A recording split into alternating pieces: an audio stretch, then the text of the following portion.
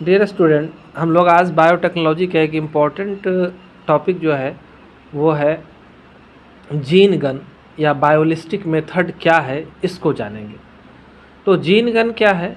Gene gun एक ऐसा तकनीक है जिसका उपयोग जो है डीएनए या आरएनए जैसे आनुवांशिक सामग्री को हम लोग क्या करते हैं, कोशिका में स्थानांतरित करने के लिए करते हैं। मतलब कि कोई भी डीएनए खास तरह के गुण को, जीन को हम लोग इस विधि के द्वारा क्या करते हैं, तो वांछित कोशिका के अंदर प्रवेश करा देते हैं और वांछित गुणों का विकास करते हैं जीन गन मेथड के द्वारा। खास तरह के डीएनए को डालना होता है किसी कोशिका में और फिर उसको बढ़ा लेंगे, ज़्यादा मात्रा में बना लेंगे। तो इसमें डीएनए को गन के द्वारा भेज दिया जाएगा, ऐसा ही लग रहा है। तो हम लोग कोशिका के अंदर हाई प्रेशर से जो है इसको भेजते हैं, किसको? डीएनए को।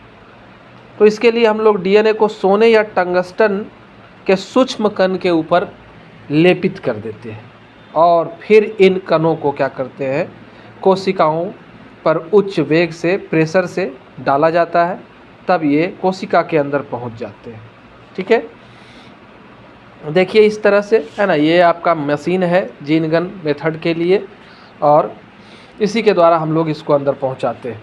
तो जीन गन विधि का लाभ क्या है? ये विभिन्न प्रकार की कोशिकाओं में डीएनए स्थानांतरित करने का एक प्रभावी तरीका है। और क्या, यह कोशिकाओं के में आनुवांशिक सामग्री को पहुंचाने के लिए सरल और तेज प्रक्रिया है। मतलब किसी खास कोशिका के अंदर खास जीन को इम्प्लांट करना होता है तो ये प्रक्रिया काफ़ी सहज है। इस विधि के द्वारा हम लोग खास तौर से पौधे पर ज़्यादा प्रयोग हुआ है और जानवर और मानव की कोशिकाओं में भी किया जा रहा है। कोशिश है सफलता मिले तो हम लोग जीन को इम्प्लांट कर पाएंगे, नए गुणों का समावेशन कर पाएंगे। जीन थेरेपी में भी जीन गन मेथड का उपयोग होता है। आनुवांशिक बीमारी को ठीक करने के लिए हम लोग इच्छित जीन, जिस जीन की गड़बड़ी के वजह से बीमारी हुई है, तो उस बढ़िया जीन को हम लोग वहाँ पहुँचाने का प्रयास कर रहे हैं। पौधे में आनुवांशिक इंजीनियरिंग इसके द्वारा की जा रही है। यह तकनीक पौधे के लिए ज़्यादा उपयुक्त है, परंतु कभी कभी जानवरों की क्षतिग्रस्त कोशिकाओं को मरम्मत करने के लिए उनके कोशिकाओं में प्रवेश कराने के लिए भी इस विधि का उपयोग होता है।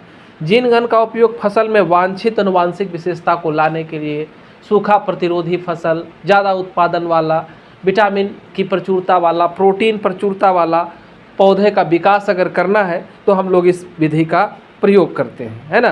किसका मेथड का प्रयोग करते हैं? जीन गन मेथड की बात चल रही है। जीन गन का उपयोग कोशिकाओं में आनुवांशिक सामग्री को डालने के लिए किया जाता है। ये क्लियर हो गया। और इसके द्वारा हम लोग टीकाकरण के विकास में भी इसका काफ़ी उपयोग किए हैं, है ना। चैनल को सब्सक्राइब तो करना ही है। अब देखिए यहाँ पर समझा दिए हैं किस तरह से कैसे कैसे हम लोग काम कर रहे हैं। तो हम लोगों ने सबसे पहले इस कोशिका से डीएनए को निकाल लिया। इस डीएनए को गोल्ड या टंगस्टन पर लेपित करके हम लोगों ने इच्छित कोशिका के अंदर इसको पहुंचा दिया।